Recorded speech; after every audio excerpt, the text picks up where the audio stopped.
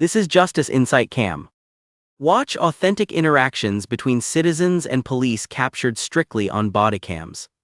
We elevate the viewing experience by exploring the strict legalities, hidden truths, and vital lessons of each event. Let's examine the mechanics of justice.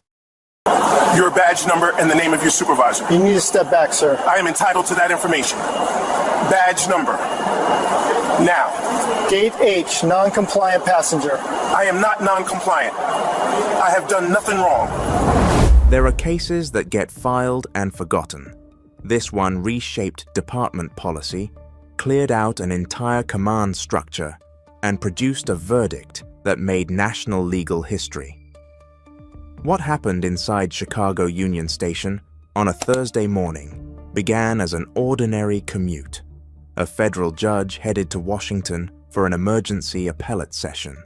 It ended with that judge face down on a concourse floor in handcuffs, while a transit officer stood over him and a body camera the officer had claimed was destroyed recorded every second. The recording survived. The cover-up did not. If you are new here, subscribe and drop your location in the comments. This channel covers stories that deserve more than a headline, and this is one of the most important ones posted here. Here is exactly what happened. In Chicago Union Station moves fast on a Thursday morning. 653. The main concourse was running at full capacity. Commuters in overcoats cutting toward platforms. Business travelers pulling roller bags across the marble floor. Amtrak staff moving in uniform clusters between the gates. The Great Hall hummed with the particular energy of a transit hub that never fully stops. Overhead announcements cycled through departures. Ticket barriers opened and closed in steady rhythm. A man joined the priority boarding corridor near Gate H. 54 years old, dark wool overcoat, leather document bag. The measured stride of someone who had spent decades moving through institutional spaces without breaking pace. His rail travel credentials and federal identification were already out, held forward, visible, ready. He had been traveling this route for years. He knew the drill. An officer positioned near the quarter entrance was already watching him. The officer stepped forward before the man reached the gate and told him the priority corridor was for verified passengers only. He said general boarding was at the far end of the concourse. He said it loudly. The man stopped.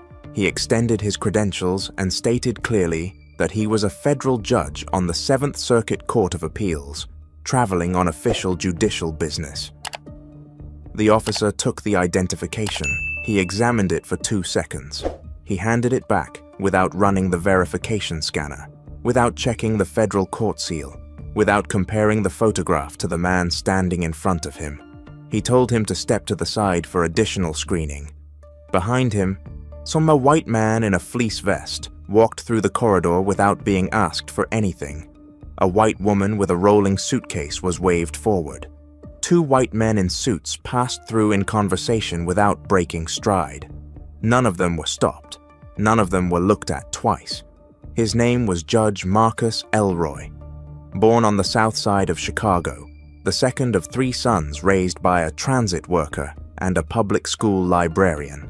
He was the first in his family to graduate from university, the first to pass the bar, and the first to be appointed to the federal bench in the Northern District of Illinois. He graduated at the top of his class from the University of Chicago Law School, turned down 3 private sector offers before accepting a position with the U.S. Attorney's Office, and spent 21 years prosecuting federal cases, racketeering, public corruption, civil rights violations, law enforcement misconduct. He had stood in Chicago federal courtrooms and argued cases against organized crime networks, against aldermen who had sold city contracts, against officers who had used their badges as instruments of personal authority. He had won most of them. When the president nominated him to the 7th Circuit Court of Appeals, the Senate confirmed him 86-1. His opinions on equal protection and due process were taught at Northwestern, Georgetown, and the University of Michigan. Legal scholars described his appointment as one of the most consequential the Seventh Circuit had seen in 15 years. That morning, he was traveling to Washington for an emergency en banc session, a full panel hearing on federal mandatory minimum sentencing that required his physical presence in the courtroom by 1 o'clock in the afternoon. His document bag contained his federal judicial identification, his Amtrak federal travel authorization, a letter of diplomatic courtesies issued by the U.S. Marshal Service, and briefing materials he had been reviewing since 5 in the morning. He had made this trip from Chicago more than 40 times. He had never once been questioned at the gate. Officer Shane Dooley, 44, had been with the Chicago Union Station Transit Authority Police for 13 years. His personnel file contained 22 formal complaints. 18 of those complaints came from Black or Latino passengers. The pattern across those 18 complaints was consistent racial profiling at priority boarding areas, unlawful detention, verbal intimidation, and physical force applied to compliant individuals. Not one complaint had reached a disciplinary panel. Not one had resulted in suspension or retraining. His direct supervisor, Lieutenant Kevin Price, 51, had processed every dismissal, insufficient grounds, inconsistent accounts, no independent corroboration. Dooley had been given accommodation in his 9th year for outstanding service in Hydra passenger management. He was known among colleagues for his positioning. He preferred the priority boarding corridors and first-class waiting areas. The parts of the station that he had told fellow officers were magnets for people who thought their ticket entitled them to something extra.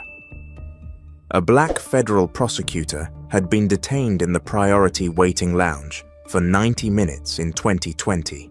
A black Illinois state senator had been redirected from priority boarding 4 times across 3 years and had filed 4 complaints, each dismissed within 2 weeks. A black retired Chicago Police Department superintendent, a man who had run the city's entire law enforcement apparatus, had been told at this same gate that his credentials needed additional verification before he could proceed. Every complaint dismissed every time. By the time Shane Dooley stepped into Marcus Elroy's path, that Thursday morning, he had been operating this way for 13 years without a single sustained consequence. Judge Elroy was not a situation that had developed. He was a choice that had already been made. Dooley radioed for backup and described the judge as a non-compliant passenger, creating a disturbance. Judge Elroy had not raised his voice. He had not moved without instruction. He had not made any physical gesture that could be read as threatening. He had asked in clear and measured language for Dooley's badge number and the name of his on-duty supervisor information. Any member of the public was legally entitled to request from a transit officer. Dooley grabbed him by the collar. Not a directional touch, a grip. Both hands closing on the lapels of the judge's wool overcoat and pulling him sideways with force that spun him off balance. His document bag hit the marble floor and the clasp buckled. Federal court briefs, the Marshal Service letter, the en banc session schedule scattered across the concourse floor in a wide spread. Commuters nearby stopped walking. Phones came up. A station worker near the newsstand took 2 steps forward and then stopped. Dooley drove him toward the low steel barrier beside the gate and shoved him forward. Judge Elroy's shoulder struck the metal edge hard. He called out. His reading glasses flew from his face and skidded across the floor. Dooley forced both arms behind his back, put his knee into the back of the judge's right leg, and drove him down to the concourse floor, face forward onto the marble in the main hall of Chicago Union Station in front of hundreds of commuters. He had not resisted. He had not raised a hand. He had not done anything from the moment Dooley first stepped into his path that justified a single second of what was happening to him. Dooley put his knee into the back of Judge Elroy's neck and reached for his cuffs. He said at full volume into a concourse with hundreds of witnesses and 6 security cameras running that people like him always had to make everything into a confrontation. Judge Elroy's cheek was against the marble floor. His voice was controlled. He told Dooley he was a federal judge, that this was assault under color of law, that every second of it was being recorded. Dooley told him to keep talking. He locked the handcuffs. 6 security cameras captured everything. Not one of them missed a frame. What Shane Dooley did not know what would cost him the next several years of his life was that his own body camera had been recording since 6:41 that morning. The first call reached Transit Authority, Police Chief Gerald Boone at 7:04. The second came 90 seconds later. The third was from the office of a Chicago alderman who had already been sent the clip by a commuter who filmed the entire sequence from 30 feet away. Boone was 58 years old, 22 years in transit law enforcement, the kind of institutional fixture who had survived 3 mayoral administrations by knowing which problems required visibility and which ones required containment. He arrived at Gate H 11 minutes after the handcuffs went on, moving with the pace of a man who understood that every additional minute was compounding something he could not yet measure.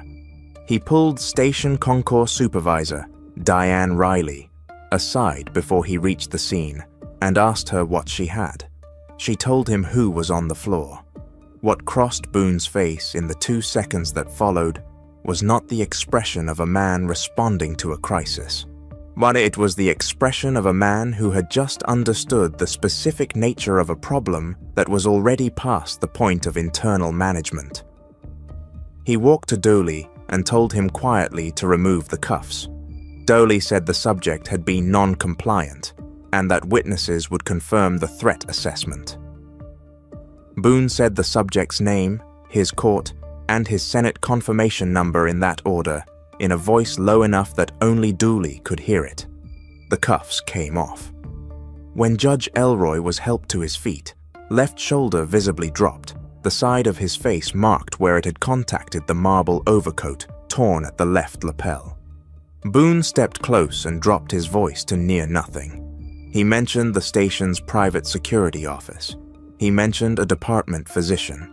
He began to describe a review process that could be initiated internally with appropriate discretion before any external notification was made. Judge Elroy looked at him. He had spent 21 years prosecuting the sentence Boone was in the middle of constructing. He had sent 3 people to federal prison for completing it. He told Boone exactly that. He looked up at the camera bracketed to the column above the gate. Then he looked back at the chief and told him the review process had already started, and it was not going to be internal. A woman had pushed through the commuter crowd while Dooley's knee was still on the judge's neck. Patricia Holland, 56, was a retired assistant U.S. attorney who had spent 28 years in the Northern District of Illinois. She had litigated 3 cases before Judge Elroy on the district bench before his circuit appointment. She recognized him from across the concourse the moment Dooley grabbed his collar. She identified herself by name and former title, raised her phone, and placed a 911 call in real time. Assault in progress. Transit police officer. Federal appellate judge. Chicago Union Station main concourse gate. Arch. Emergency medical response required. Federal notification warranted. When Chief Boone turned to the cluster of commuters recording near the barrier and told them the transit authority would need those devices as evidentiary material in the department's investigation, Holland told him, without pausing, that warrantless seizure of bystander recordings constituted a violation of federal law. She told him she would be happy to litigate that point if he wanted to proceed. He did not proceed.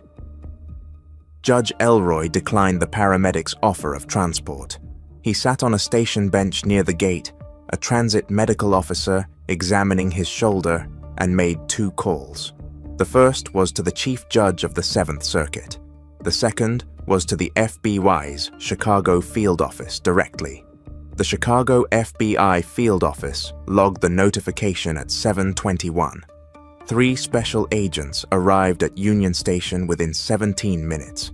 They secured the scene, documented all recording devices in the vicinity, and placed the Department of Justice Civil Rights Division on notice before 8 o'clock.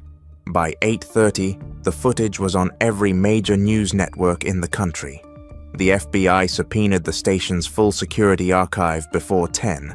6 cameras, either complete synchronized coverage of every second from Dooley's initial approach through the moment the handcuffs were removed. The audio was clean. The acoustics of the Great Hall carried voices clearly across distance.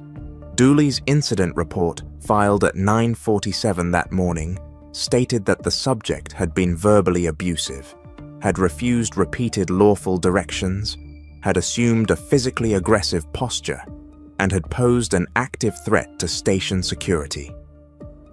6 cameras contradicted every clause. Before smartphones existed, before cloud servers stored footage automatically, before 6 cameras were running in that concourse, do you think anyone in that department would have told the truth about what happened? Drop yes or no in the comments. And if this story should be heard by more people, share it. Most people still don't know how far this went. And Dooley had submitted a body camera damage report the morning of the incident. He stated that his camera had sustained impact damage during a prior shift and had been non-functional since 6:51 that morning, 2 minutes before his initial approach of Judge Elroy. The report referenced a hardware fault code and had been countersigned by Lieutenant Price the same afternoon. FBI forensic technicians accessed the transit authorities' cloud backup infrastructure 39 hours after the assault. The camera had not been damaged. It had been recording without interruption from 6:41 that morning. The footage showed Dooley at the priority corridor entrance at 6:51, watching the boarding area. He spotted Judge Elroy approaching the gate from the far end of the concourse, a man moving calmly, document bag in hand, credentials already visible. Or Dooley turned to the officer beside him, Officer Ryan Castile, 32, and said, with a visible expression of anticipation, that he had one coming who was going to be a problem. He told Castile he would handle it. He had not reacted to anything Judge Elroy did. He had identified him from a distance, decided on his approach, and moved to the gate entrance before the judge had covered half the distance between them. The damage report, forensic analysts would testify under oath at trial, contained hardware fault data that had been fabricated. The device logs showed continuous operation. The report had been filed with falsified technical information to eliminate the recording as evidence. He had designed the assault before it happened. He had documented it himself without knowing it. And then he had spent the rest of that Thursday morning trying to make the documentation disappear. Every prior complaint, every detained prosecutor, every redirected senator, every dismissed filing across 13 years was no longer a scattered record of individual bad judgment. It was a coherent operational history insulated from accountability at every level above the officer who carried it out. The Department of Justice Civil Rights Division opened a formal investigation into the Chicago Union Station Transit Authority Police 8 days after the assault. What investigators found extended well beyond one officer and one gate. Recovered internal communications revealed an organized scheme maintained by 7 officers, duly among them referred to in group text messages as the redirect. The mechanics were simple. Identify minority travelers in priority boarding corridors and first-class waiting areas, and move them to general boarding through whatever means necessary. Weekly redirect counts were tracked, the officer with the highest total collected from the group. Lieutenant Kevin Price had not merely covered for the scheme. He had structured it. Recovered messages showed him setting weekly targets, tracking individual counts, and in one message, noting that Dooley had been the top performer for 3 consecutive months, and that his numbers were setting a standard. He had been running the operation with the administrative precision of someone who had no expectation of ever being audited. The 22 prior complaints against Dooley were re-examined with investigators who actually contacted the complainants. 19 responded, 17 agreed to go on record. A black federal public defender detained for 2 hours during a transit to a client hearing. A black Cook County Circuit Court judge redirected from priority boarding 7 times over 4 years, who had filed 7 complaints, none of which had been assigned a case number. A black retired Secret Service agent who had been told at the same gate that his federal retiree credentials were unverifiable without additional documentation. Over 12 years, 914 complaints had been filed against Chicago Union Station Transit Authority police officers. 88% involved Black or Latino passengers. Not one had resulted in a sustained finding against any officer. Not one. The number was not a coincidence. It was the output of a system designed to produce it. The federal grand jury convened 6 weeks after the assault. The indictments came down on a Friday and reached into every layer of the command structure that investigators had mapped over the preceding weeks. Shane Dooley was charged with assault under color of law under 18 United States Code, Section 242, conspiracy to deprive civil rights, filing false federal reports, obstruction of justice, and evidence fabrication for the falsified body camera damage report. His attorney, in a recorded conversation recovered during discovery, described the evidence fabrication charge as the one that would be hardest to survive. Lieutenant Kevin Price was indicted as co-conspirator on charges of conspiracy to deprive civil rights, obstruction of justice, and failure to prevent a federal civil rights violation. He had not passively allowed the redirect scheme to operate. He had built its accountability structure, he managed its participants, and ensured that every complaint filed against its members was routed to a dismissal before it could be investigated. Chief Gerald Boone was charged separately with obstruction of justice and attempted witness intimidation. His conduct at the scene, the private office, the attempt to take bystander recording devices, the instruction to Diane Riley not to provide statements to federal agents until she had consulted with department legal counsel, had been captured by 2 separate cameras. His attorney argued ambiguity. The cameras did not support ambiguity. Officer Ryan Castile was granted immunity in exchange for full cooperation and testimony. He described the redirect scheme in complete detail. The text message group, the weekly counts, the cash collections, are the understood chain of protection running from the officers on the floor through the lieutenant's office to the chief, and the shared knowledge among every participating officer that complaints would be neutralized before they produced consequences. 3 additional officers from the redirect scheme were indicted on civil rights conspiracy charges alongside Price. The federal trial of Shane Dooley ran for 4 weeks. The courtroom was at capacity every day. Civil rights attorneys, constitutional law scholars, journalists from outlets across the country. 17 of the prior complainants who had come forward during the investigation, including the Cook County Circuit Judge and the retired Secret Service agent, were present in the gallery. The morning closing arguments were delivered. The defense argued that Dooley had responded to a legitimate and escalating threat assessment in a high-traffic public transit environment. His attorney described the body camera footage as incomplete context and characterized the redirect text messages as informal workplace communication that had been prosecutorially reframed to imply coordination that did not exist. The prosecution played the body camera footage on the courtroom screen without comment. The concourse entrance duly at the gate, his scan of the approaching crowd. The moment he identifies Judge Elroy from the far end of the hall, still more than 100 feet away, moving calmly, credentials in hand, the turn to Castile, the expression, the words. No one in the courtroom spoke. Dooley took the stand. He said the footage had been presented without the context that would explain his assessment. He said he had no specific recollection of the exchange with Castile. He argued that the 22 complaints against him represented a coordinated effort by passengers who had been legitimately redirected and chose to retaliate through the complaint process.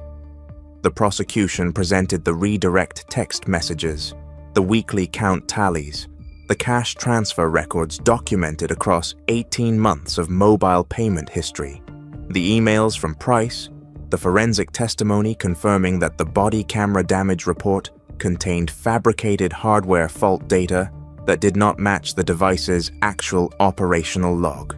He had not made a poor decision under pressure. He had identified his target from across a public concourse, planned his approach, executed the assault, and spent the remainder of that Thursday constructing documentation designed to make the recording disappear before anyone found it. The jury deliberated for 9 hours. The verdict was unanimous on every count. Dooley was sentenced to 10 years in federal prison and received a lifetime prohibition from employment in any law enforcement capacity in any jurisdiction in the United States. Price received 6 years. Boone received 3.5 years and forfeited his full pension. The 3 additional officers from the redirect scheme received sentences ranging from 2 years to 3 years and 8 months. 5 months after the criminal sentencing, Judge Marcus Elroy filed a federal civil rights lawsuit. The named defendants were Shane Dooley, Kevin Price, Gerald Boone, the City of Chicago, and the Chicago Union Station Transit Authority. The complaint alleged systemic racial discrimination, deliberate institutional indifference, failure to train, failure to supervise, and a sustained pattern of civil rights violations against minority travelers spanning more than a decade of documented, uninvestigated complaints. The city's legal team moved to open settlement discussions within a month of the filing. Their initial offer was $8 million, structured with a confidentiality clause and a provision restricting public comment by the plaintiff. Judge Elroy declined. His response carried no dollar figure. It carried conditions. A formal and public admission of wrongdoing, not a statement of institutional regret, a signed legal admission, complete dissolution and reconstruction of the Transit Authority police force. An independent civilian oversight board with investigative authority, subpoena power, and zero departmental review capacity over its findings. Mandatory bias and civil rights training for every officer hired in the reconstruction. A federal consent decree placing the department under Department of Justice supervision for 10 years minimum. The city rejected the conditions. The civil trial ran 3 weeks. Expert witnesses walked the jury through 12 years of complaint data, 914 complaints, 88% involving Black or Latino passengers. 0 sustained findings across the entire period. One expert testified that producing that statistical outcome in the absence of active institutional suppression was not consistent with any probabilistic model that could be constructed from the data. The jury deliberated for 3 days. 23,600,000, a 13,900,000 in compensatory damages, covering physical injury, professional harm, and documented emotional and psychological impact.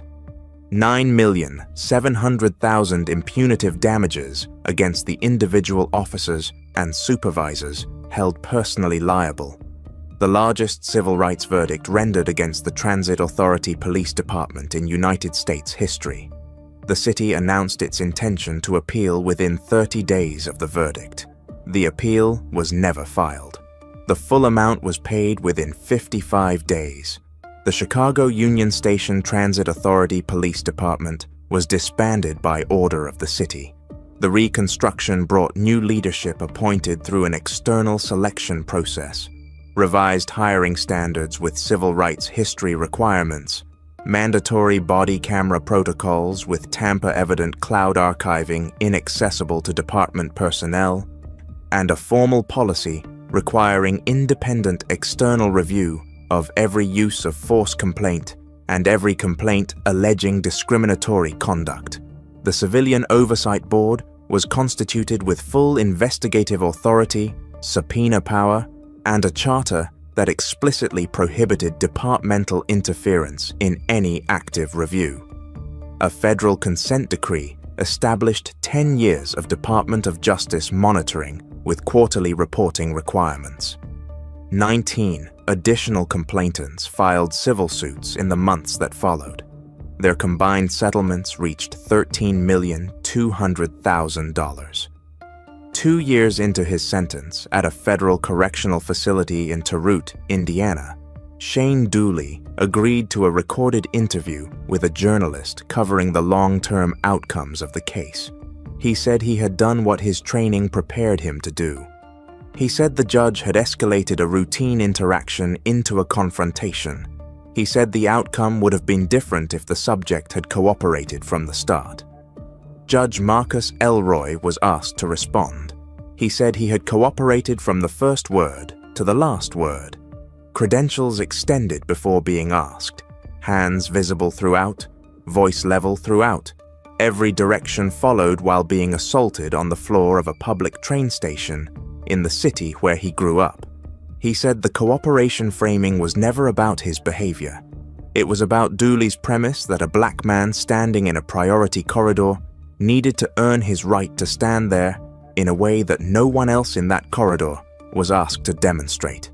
He paused. He said he did not need to prove that he belonged there. He had belonged there. The cameras confirmed it. And the jury confirmed it. The record confirmed it. He said the only thing left unresolved was the belief that had made it possible, and that no verdict, however large, could fully resolve that or that on its own. 9 months after the assault, Judge Marcus Elroy walked through Chicago Union Station for the first time since that Thursday. His shoulder had healed. The torn overcoat had been replaced.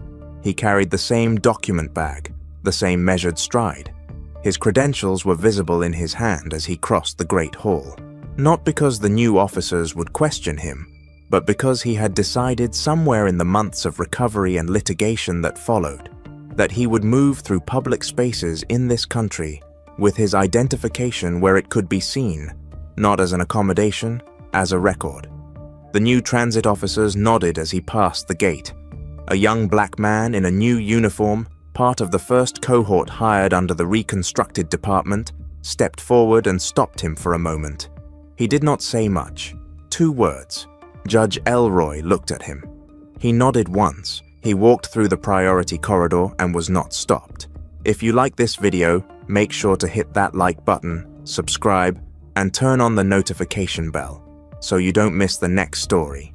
Share this video with someone who would appreciate it, and let's keep building this community together. And before you go, drop a comment below. I'd love to hear your thoughts on what stood out to you the most. Until next time, stay safe, stay curious, and I'll see you in the next. We value your viewership. Should you find this investigative report helpful, be sure to like, share, and subscribe to Justice Insight Cam. Keep a watchful eye, stay safe, and join us for the next compelling story.